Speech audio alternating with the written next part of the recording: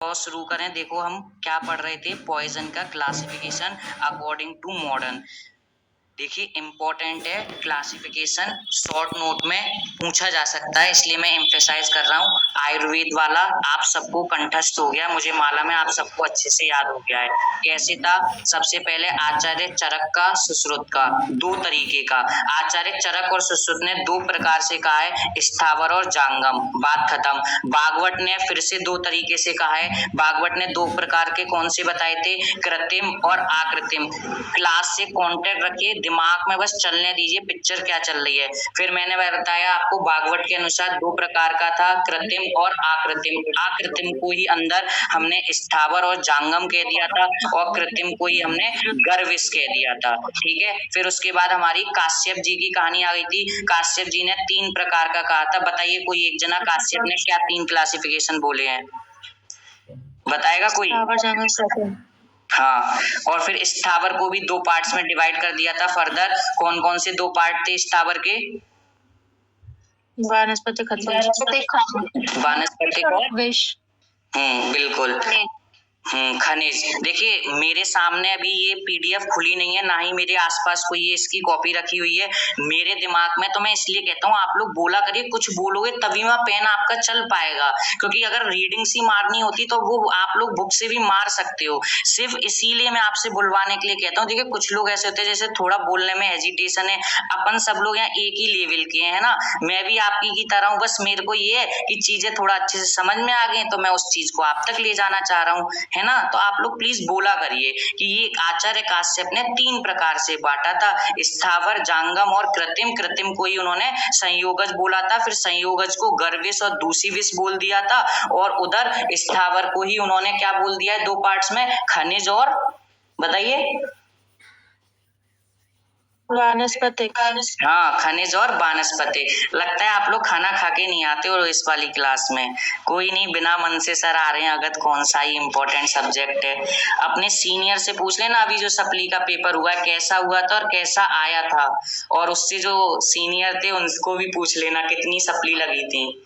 ठीक है, डरा नहीं रहा हूँ, बस ये है थोड़ा सा अपना टाइम दे दीजिए हमको भी अपना। ठीक है, चलिए मॉडर्न के अनुसार हमने देखा था CIS क्या था classification according to the modern on the basis of mode of function. CIS, C से कोरोसिव, I से इरिटेंट और S से क्या था? सिस्टमैटिक। Very good. हाँ, और कोरोसिव फर्दर दो तरीके का था। कौन कौन सा दो तरीके का था मेरा कोरोसिव? और क्या था बताइए आप लोग? हाँ, कोरोसिव स्ट्रॉन्ग एसिड।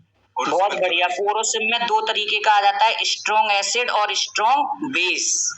ठीक है, देखिए आप लोग इतना बिना देखे बोल पा रहे हैं ना, ये बहुत बड़ी बात है। मतलब आप लोग कहीं ना कहीं बहुत अच्छे से लेक्चर को सुन पा रहे हैं। आप देख लेना कोई पीरियोडिक अब आपका हो या ये चैप्टर आएगा, मेरी स्पीड लगातार बढ़ जाएगी तो चीजें बहुत आसानी से आपके मतलब टाइम से पहले 23 बैच वाले तो टेंशन ही ना लें, बस 22 वालों के लिए थोड़े एफर्ट ज्यादा करेंगे, उनका भी करा देंगे, बस वो जुड़े रहें तो। हाँ, तो कोरोसिव पॉइजन दो तरीके के हैं, strong acid, strong base. Strong acid further दो तरीके के हो जाते हैं, ऑर्गेनिक और इनऑर्गेनिक। स्ट्रॉन्ग बेस हम जानते हैं हाइड्रेट्स मतलब NaOH और कार्बोनेट मतलब Na2CO3। सर इसमें इंटरेस्ट नहीं है। इरिटेंट पॉइजन मैं जानता हूँ, इरिटेंट कौन ही करेगा, या तो कोई ऑर्गेनिक सब्सटेंस करेगा मुझे, या इनऑर्गेनिक करेगा, या मैकेनिकल करेगा। ऑर्गेनिक भी फिर दो तरीके का, या तो वो प्लांट होगा या वो एनिमल होगा। प्लांट में कैस्टर याद रखिए, एनिमल में स्नेक को याद रखिए, स्पाइडर को याद रखिए, डॉग को याद रख लीजिए, किसी को भी। ठीक है, इनऑर्गेनिक में मेटेलिक और नॉन मेटेलिक। ये चीज कहीं दिक्कत नहीं देगी, बस मैं इधर कह रहा था ये इंपॉर्टेंट था। सिस्टमैटिक, सिस्टमैटिक में क्या है? न्यूरोटॉक्सिन, कार्डियोटॉक्सिन और एस्फिक्सिएंट। ये ही जब आप आगे जाके डेथ पढ़ेंगे तो वहां भी यही आएगा। ये क्या है? नर्वस सिस्टम, ये क्या है? सर्कुलेटरी सिस्टम, और ये क्या है? Respiratory system. तो डेथ की डिफाइन क्या होती है? कंप्लीट सिजेशन ऑफ, किस किस का कंप्लीट सिजेशन हो जाना या स्टॉप हो जाना? कार्डियोवैस्कुलर सिस्टम, ब्रीथिंग मतलब रेस्पिरेटरी सिस्टम, एंड ब्रेन का मतलब खत्म हो जाना। नर्वस सिस्टम का complete cessation is defined as death. तो ये इसलिए इंपॉर्टेंट है, जब आगे मैं आपको विश कराऊंगा तो मैं बताऊंगा कि ये न्यूरोटॉक्सिक पॉइजन है, मतलब it acts on nervous system. देखिए जो आरएसी झांसी में उन्हें मैंने ट्रीटमेंट का वन शॉट बता रखा है, पूरी चिकित्सागत तंत्र की सिर्फ 5 पॉइंट में आप लोग खत्म कर देंगे, इतना इजी वे में। अभी आगे बढ़ते रहिए, आप लोग कहोगे कि इतना आसान ये है कैसे, इस तरीके से मैंने आपके लिए डिजाइन किया है। तो सिस्टमेटिक पॉइजन 3 तरीके का है, न्यूरोटॉक्सिन, कार्डियोटॉक्सिन, एस्फिक्सिएंट। बस अब मुझे याद करना है जो नर्वस सिस्टम होता है उसमें जो पॉइजन है वो 4 तरीके के इफेक्ट करेगा। या तो वो सोमनीफेरस होगा, सोमनीफेरस का मतलब निद्रा कारक होगा, या मादक होगा मतलब मद्य जैसा इफेक्ट प्रोड्यूस करेगा, जैसे हम एल्कोहल, इथेनॉल, या डेलीरिएंट मतलब प्रलाप, भांग, धतूरा, और स्पाइनल। ये याद पीजी के पर्पज से है, बस आप एग्जाम में आएगा 5 नंबर में, सिर्फ इतना लिखना है, न्यूरोटॉक्सिन, कार्डियोटॉक्सिन, एस्फिक्सिएंट। बताइए इतनी बात क्लियर है या नहीं? ठीक है, आगे देखते हैं on the basis of purpose of use, कि यूज के बेसिस पे। अभी मैंने on the basis of mode of action देखा था, अब हम देखेंगे on the basis of purpose of use, कि हम किस पर्पस से पॉइजन को यूज कर रहे हैं। तो आप खुद सोचिए हम किस पर्पस से यूज कर सकते हैं पॉइजन को, या तो खुद को मारने के लिए, या सामने वाले को मारने के लिए, या किसी एनिमल को मारने के लिए, है ना।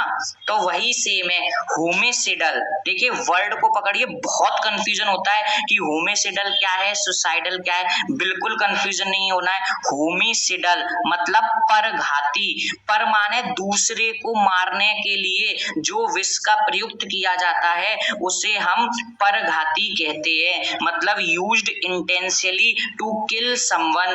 किसी दूसरे को, मच्छर को मारना है, आप मॉस्किटो बाइट वो ले आते हैं, मॉर्टिन वगैरह, तो वो क्या है, होमिसिडल पॉइजन।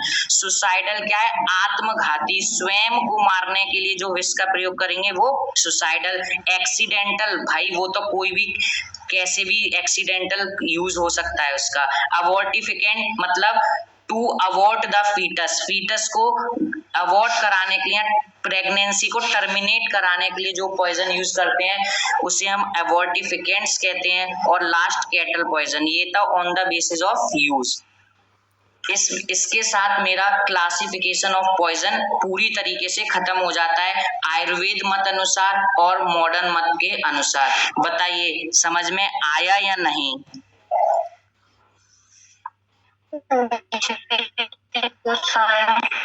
चलिए ठीक है, चलो 1-2 लोगों को भी आ गया, मेरे लिए काफी है, बाकी तो सब।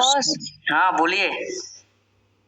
जैसे मतलब लिखने को आया क्लासिफिकेशन, तो उसमें सिर्फ नाम लिख दे, या फिर उसमें मतलब एक आध पॉइंट डेफिनेशन लगे, जैसे स्थावर है तो स्थावर की डेफिनेशन लिखनी पड़ेगी, या सिर्फ फ्लो चार्ट बना देंगे? अब वही है, अगर मान लो 5 नंबर में आया है तो आपका क्या नाम है, शुभ नाम आपका?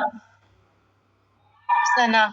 हाँ सना, बहुत बढ़िया, ये नाम जाना पहचाना सा लग रहा है। चलो कोई नहीं। हाँ सना, तो एक काम करते हैं, इसमें ये है आपको ये देखना है कि कितने नंबर का, अगर 5 नंबर में आए तो आप टेबुलर फॉर्म में भी लिख के आओगे, मोर देन इनफ है, उसे पता है कि आप लिख पा रहे हो। फिर अगर आपको पेज भरने हैं तो फिर एक लाइन, और अगर आप पे डिफरेंट कलर ऑफ पेन मौजूद है एग्जाम में तो फिर कॉपी को आप सुंदर सजाने के लिए वो कर सकते हैं एक शब्द में, कि ऑर्गेनिक एसिड किसे कहते हैं, उसका एग्जाम्पल ये होते हैं जो कार्बन कंटेनिंग कंपाउंड से मिलके बना होगा एसिड, ऐसे एक्सेट्रा एक्सेट्रा।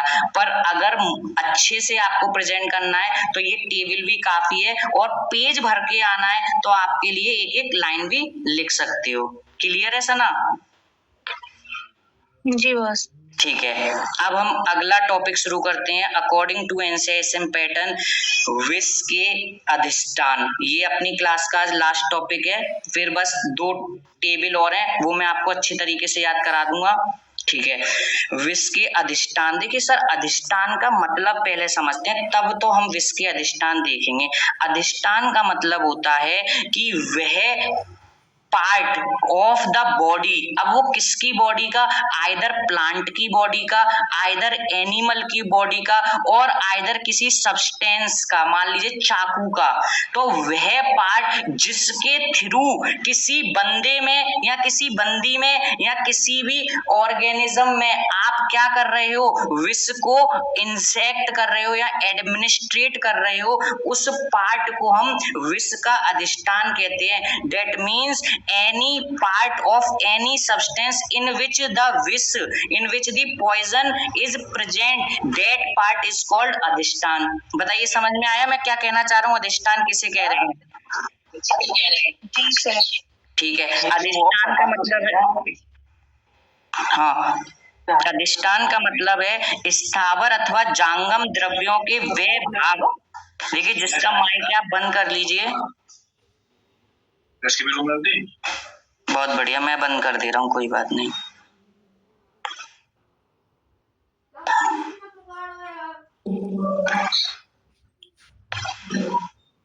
ठीक है, आप सभी का माइक म्यूट कर दिया, आप लोग मेरे से कनेक्ट नहीं कर पाएंगे। नितिन अपना माइक ऑफ करके बात करिए, ठीक है। ऐसे तो हम अधिष्ठान देख रहे थे।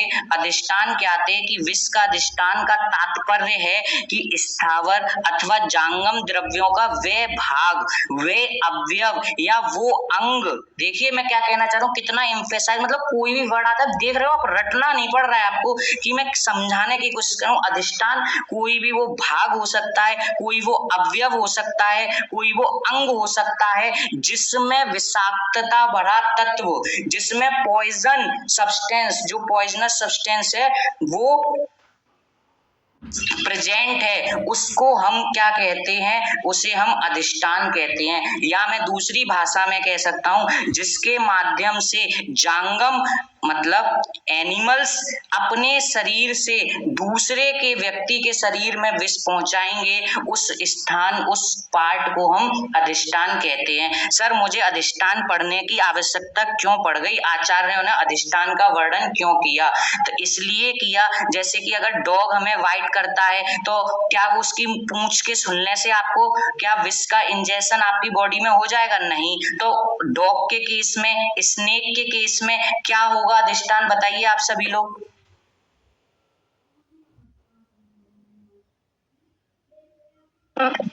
माउथ। बहुत बढ़िया, उनके टीथ हो जाएंगे। वैसे मैंने सभी को अनम्यूट कर रखा है, कोई बात नहीं। तो वह अधिष्ठान में उस पार्ट को कह रहा हूं सिंपल सी भाषा में कि जिससे कोई भी एनिमल अपना पॉइजनस को दूसरे के अंदर इंजेक्ट करता है। फिर आता है स्थावर विष के अधिष्ठान। मोस्ट इंपॉर्टेंट है, श्लोक याद होना चाहिए। इस श्लोक की आगे बहुत बार चर्चा होगी। अगर दूसरी लाइन याद ना भी हो पाए तो आप पहली लाइन जरूर याद करके रखिएगा, ठीक है। क्या है? मूलम पत्रम फलम पुष्पम त्वक क्षीर सार एव च। मेरे साथ अपने मन में बोला करिए, स्थावर विष के 10 अधिष्ठान होते हैं। मूलम पत्रम फलम पुष्पम, मूलम पत्रम फलम पुष्पम त्वक क्षीर सार एव च। चलिए एक जना बोल के दिखाइए मुझे। मूलम पत्रम फलम पुष्पम सार एव च। बहुत बढ़िया, बहुत बढ़िया। जिसने ये गाना याद कर लिया, यकीन मानो अगले चैप्टर में उसी को मजा आएगा। ये मेरे से लिखवा के ले लो, इसी एक लाइन से आगे बहुत बढ़िया कॉन्सेप्ट है, बहुत चीज क्लियर हो जाएगी, ऑन द टिप्स याद हो जाएगी। तो स्थावर विष के कितने अधिष्ठान बताइए? 10 स्थान होते हैं। स्थावर विष के 10 अधिष्ठान होते हैं। मूलम पत्रम फलम पुष्पम त्वक क्षीर सार एव च निर्यासो धातवश्च एव कंदस्य दशम स्मृतम। सबको याद हो जाना चाहिए, नहीं हो कोई बात नहीं सर, मैं हिंदी में करना चाहूं, 10 अधिष्ठान हो जाने चाहिए। मूल, पत्र, फल, पुष्प, त्वक, त्वक मतलब छाल पेड़ की, दुग्ध, सार मतलब गुग्गुल, जैसे सार मतलब उसका निर्यास को गुग्गुल बोले, सार मतलब एक्टिव केमिकल जो प्रिंसिपल उसमें है, ठीक है, धातु और कंद। चलिए सर, अब आता है अधिष्ठान के अनुसार। अब हमने ये देख लिया कि 8 क्या है, 10 अधिष्ठान है। अब ये पूछ लिया जाता है कि जो मूल है ना, स्थावर विष में मतलब मूल के थ्रू, मतलब सर रूट से भी पॉइजन किसी को इंजेक्ट किया जाता है, तो वो कितने प्लांट की मूल है? तो वो मूल 8 होती हैं। नाम याद नहीं करने, बस नंबर कैसे याद रखेंगे? 8 5 12, 13 नहीं होता है यहाँ पे, 8 5 12 क्या याद करेंगे? 8 5 12, फिर 5 7 3 2, 5 7 3 2 कितने हो गए? 13 हो गए। 8 5 तो 12 हुआ, 5 7 3 2 13 होगा। ठीक है, टोटल संख्या पूछी जाती है, कुल अधिष्ठान की जब संख्या पूछी जाएगी, जो स्थावर विष के कुल अधिष्ठान की संख्या कितनी है? 10 है। ठीक है, ये याद रखिएगा। आचार्य सुश्रुत ने और भागवत ने स्थावर विष की संख्या कितनी बताई है? 55। बस बातों का खेल है, अगर आप सीरियस हैं, पीजी से रिलेटेड आप उठा के देख लीजिएगा, प्रीवियस ईयर लास्ट 2 साल पहले ये क्वेश्चन आया हुआ है। वो ये कहेगा स्थावर विष की संख्या बताइए। अगर स्थावर विष की संख्या पूछेगा तो कितनी बोलनी है? बोलिए। 55। और अगर स्थावर विष के अधिष्ठान पूछेगा तो कितना बोलना है? 10। चलिए, और आचार्य चरक ने, हाँ कोई कुछ कह रहा है क्या? चलो ठीक है, आचार्य चरक ने, याद रखिएगा चरक का मत थोड़ा अलग है, चरक अलग ही चरकी चलाते रहते हैं। आचार्य चरक ने 21 बताई है। स्थावर विष के अधिष्ठान 10 हैं, स्थावर विष की संख्या 55 है सुश्रुत और भागवत के अनुसार, और चरक के अनुसार 21 है। सर ऐसे ही अगर हम अधिष्ठान देखेंगे जांगम विष का, आचार्य चरक ने कहा बेचारे जितने भी जांगम है, मतलब जितने भी एनिमल हैं, वो सबको किस पार्ट से डसते हैं? केवल दांत से। तो उन्होंने कहा आचार्य चरक ने, मेरे अनुसार तो जांगम विष का एक ही अधिष्ठान हो सकता है, केवल और केवल दांत। दंष्ट्रा किसका पर्याय है? दंत का। याद रखेंगे। चलिए सर, आप बहुत अच्छा पढ़ा रहे थे, मतलब मेरी चीजें समझ में आ रही थी। अब एक चीज आप लोग मुझे बता दीजिए, किस आचार्य ने अगध तंत्र को दंष्ट्रा चिकित्सा कहा है? बताइए जल्दी से। भागवत। बहुत बढ़िया, मजा आ गया। बिल्कुल। अब आचार्य सुश्रुत और भागवत ने क्या कहा कि जो जांगम विष होते हैं ना, उनके अधिष्ठान केवल दांत नहीं होता, दांत के अतिरिक्त 16 और अधिष्ठान है, मतलब there are 16 types also present और 16 parts are also present through which animal can inject their poison to human body और अदर ऑर्गेनिज्म और बॉडी। वो कौन से 16 पार्ट हैं? याद हो जाए तो बढ़िया बात है, वरना बस संख्या याद रखनी है।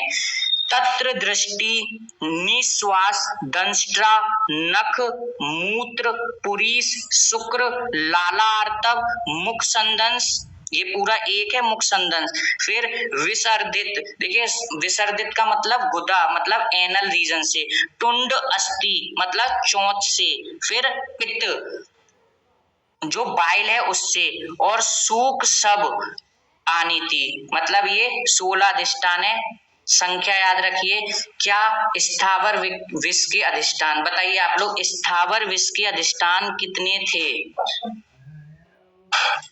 10। कितने? 10। बहुत बढ़िया।